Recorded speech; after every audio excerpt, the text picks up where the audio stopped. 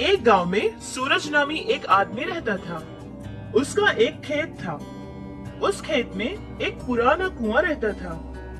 वो कुआं कई सालों से बंद पड़ा था। पानी सूख जाने के कारण वो कुआं बंद रहता है, ये सोचकर सूरज कभी उस कुएं पर ध्यान नहीं देता था। कुछ दिनों के बाद सूरज का पिता बीमार हो गया। मरने से पहले उसने देखो बेटा, हमारे खेत में जो कुआं है वो कोई मामूली कुआं नहीं है। हमारे पूर्वजों की दी सारी दौलत है। तुम बात पूरी करने से पहले ही सूरज का पिता मर जाता है। सूरज को समझ नहीं आया कि उसका पिता उससे क्या कहना चाहता था। अपने पिता को खोने के गम में सूरज बहुत दुखी था, हमेशा उदास बैठा रहता था। फिर एक दिन उसने सोचा कि अगर खेत जाएगा तो शायद उसे थोड़ा अच्छा महसूस होने लगेगा। फिर वो खेत चला जाता है। खेत जाने के बाद उसे अपने पिता की कही बातें याद आने लगी। उसने सोचा कि उस कुएं में आखिर है क्या, ये बात पता लगाएगा। फिर वो भागता हुआ उस कुएं के पास जाता है और देखता है कि वो कुआं बहुत बड़ा था। उस पर 2 लोहे के दरवाजे भी थे, जिस पर एक बड़ा सा ताला जंजीरों से बंधा हुआ था। सूरज को ये बात समझ नहीं आई कि एक बेकार से कुएं को ऐसे क्यों बंद करेंगे। उस कुएं के बारे में जानने की बेचैनी सूरज के अंदर बढ़ती गई।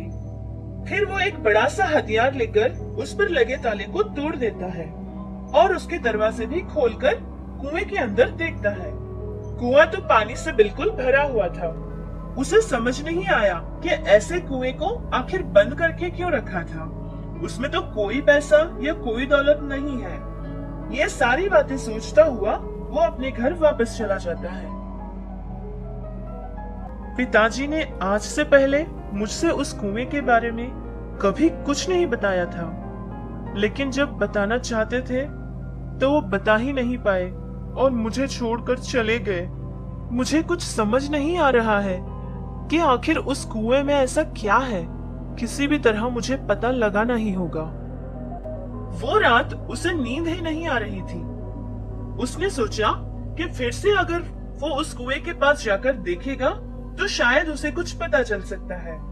वो फिर से उस कुएं के पास चला जाता है। फिर उसका दरवाजा खोलता है, लेकिन पानी के सिवा उसे उसमें कुछ नजर नहीं आया। निराश होकर वहीं बैठ जाता है। आसमान की तरफ देखता है कि चांद और तारे बहुत ही चमक रहे थे। उसने फिर से कुएं में देखा कि उनकी छाया पानी में नजर ही नहीं आ रही थी। ये देखकर उसे शक होने लगा। उसने सोचा कि कुएं के अंदर जाकर देखना पड़ेगा। फिर वो उस कुएं की सीढ़ियों से अंदर उतरने लगा। जो पानी उसकी आंखों को नजर आ रहा था वो तो उसे छू ही नहीं रहा था। सूरज पानी में उतर गया था, लेकिन वो बिल्कुल नहीं भीगा था। हैरान होकर इसी तरह वो नीचे तक चला गया। ये सब जादू की तरह लग रहा है। और ये पानी भी कोई जादुई पानी है। आखिर ये कैसी अजीब जगह है। ये कहता हुआ वो कुएं की गहराई तक चला गया। अंदर बहुत ही बड़ी जगह थी। सोना, जेवर, हीरे, मोती उसमें भरे हुए थे, जिसे देखकर उसकी आंखें चमकने लगी। उन्हें देखकर ऐसे ही कुछ देर के लिए सूरज खड़ा हो गया। इतनी दौलत! क्या ये सारी दौलत मेरी है? आज तक ये बात पिताजी ने मुझसे कही क्यों नहीं थी और हम इतने गरीबी में जी क्यों रहे थे। लेकिन आज से मेरी सारी परेशानियां खत्म। पर मैं ये सारी दौलत ऊपर कैसे ले जाऊंगा? उसने सोचा कि किसी भी तरह वो सारा माल और दौलत अपने घर लेकर जाएगा।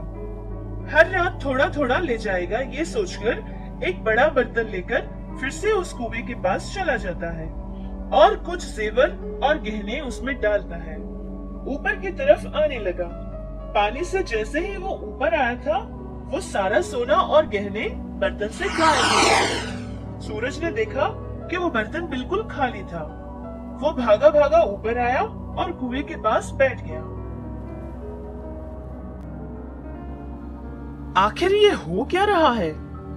कुएं में इतना सोना दौलत, इतना बड़ा खजाना है, लेकिन किस फायदे का? मैं तो चवन्नी तक भी ले जा नहीं सकता। शायद पिताजी को यह बात पहले से ही पता थी, इसीलिए उन्होंने मुझसे कुछ नहीं कहा था और उनकी जिंदगी ऐसे ही खत्म हो गई। लेकिन मैं उस खजाने को किसी भी तरह हासिल करके रहूंगा। फिर वो सोचने लगा कि कैसे उस खजाने को हासिल करे। हर दिन उसी कुएं के पास बैठा सोचता रहता था। कितना सोचने के बाद भी उसे कोई रास्ता नहीं मिल रहा था। रात दिन बस उसी कुएं के बारे में सोचता रहता था। सारा समय उसी के पास बिताया करता था। गांव के सारे लोग सूरज की ये हाल देखकर समझ रहे थे कि अपने पिता को खोने के गम में सूरज की ऐसी हालत हो गई है। सूरज ने नींद चैन छोड़ दिया था, खाना भी नहीं खाया करता था। फिर वो सोच सोचकर बीमार होने लगा। सूरज ने ये सोच लिया कि वो कुएं के बारे में फिर कभी नहीं सोचेगा और उसने खेत का काम शुरू कर लिया। दोबारा कभी फिर वो उस कुएं के पास नहीं गया। कुछ दिन गुजर गए। उसने एक अच्छी सी लड़की से शादी कर ली थी। सूरज को एक बेटा भी हुआ था। उसकी जिंदगी बहुत खूबसूरत हो गई थी। अपनी पत्नी और बेटे के साथ सूरज बहुत खुश होकर जीने लगा। उसका बेटा 8 साल का हो गया था। सब कुछ बहुत अच्छा चल रहा था कि अचानक उसके बेटे की तबीयत खराब हो गई थी। डॉक्टरों ने कहा कि उसके इलाज के लिए बहुत पैसा खर्च होगा, लेकिन सूरज के पास इतना पैसा नहीं था। सब लोगों से उसने मांगे थे। बहुत कोशिशें करने के बाद भी वो बेचारा नाकाम हो गया। फिर सूरज की सोच उस कुएं के पास ही गई थी। किसी भी तरह वो उस खजाने को हासिल करने के लिए फिर से कोशिशें करने शुरू कर दी। उसने सोचा कि थोड़ा थोड़ा सोना वो लेकर जाएगा, लेकिन जैसे ही वो पानी से ऊपर आता था तो वो सोना वैसे ही गायब हो जाता था। सूरज को उस खजाने पर कोई आशा नहीं थी, लेकिन अपने बेटे के इलाज के लिए उसके लिए पैसा जरूरी था। बहुत कोशिशें करने के बाद भी वो एक भी सोने का सिक्का लेकर नहीं आ पाया। ये कैसा जादुई जाल है? इतनी कोशिश करने के बाद भी मुझे कुछ नहीं मिल रहा। मुझे वो सारा खजाना नहीं चाहिए। बस जितने में मेरे बेटे का इलाज हो पाए उतना ही मुझे चाहिए। अब मैं इस जादुई जाल को कैसे तोड़ूंगा? हे भगवान, मेरी मदद करो। सूरज बहुत उदास होकर उसी कुएं के पास जाकर बैठ जाता है। आखिर ये सारा खजाना उस कुएं में छुपाया क्यों है? कोई उसे ले नहीं सकता तो उस पर इतना बड़ा दरवाजा और उस पर ताला लगाया क्यों था? ये सारी बातें सोच सोचकर बेचारा वहीं सो जाता है। फिर उसने एक सपना देखा। उसके सपने में उसके परदादा आए थे। उन्होंने सूरज से बताया कि उनके पूर्वजों के कमाया सारा पैसा और दौलत उसी कुएं में छुपा कर रखा है। कोई और उसका फायदा ना उठाए, इसीलिए उन पर दरवाजे और ताले से बंधा हुआ है। उस कुएं के पास एक मंत्र किया हुआ पीतल का खंबा है जो वहाँ गढ़ा हुआ है। उसी मंत्र किए हुए खंबे की वजह से वो कुआं एक जादुई कुआं बना है। वो उनके वंश के लोगों को ही हासिल हो सकता था। उस खजाने को हासिल करने के लिए उस पीतल के खंबे की शक्ति को पहले खत्म करनी होगी।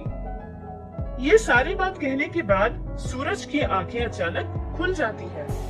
फिर उसने गोल घूमकर सारा कुआं देखने लगा। अपना हथियार लाकर उस खंबे को तोड़ने लगा। पत्थरों को हटाता हुआ तोड़ता रहा।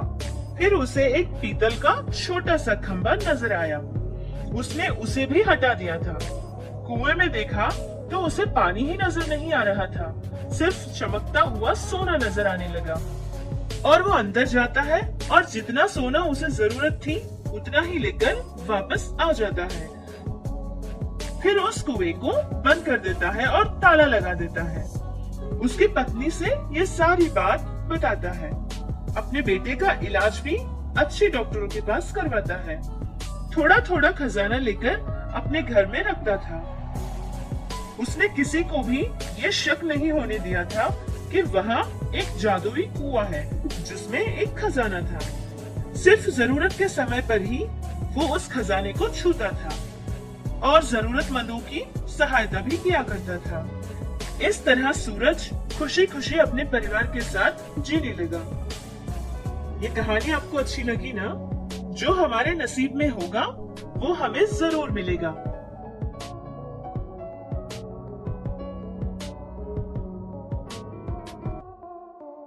कहानी अच्छी लगे तो सब्सक्राइब कीजिए, कहानी अच्छी लगे तो सब्सक्राइब कीजिए।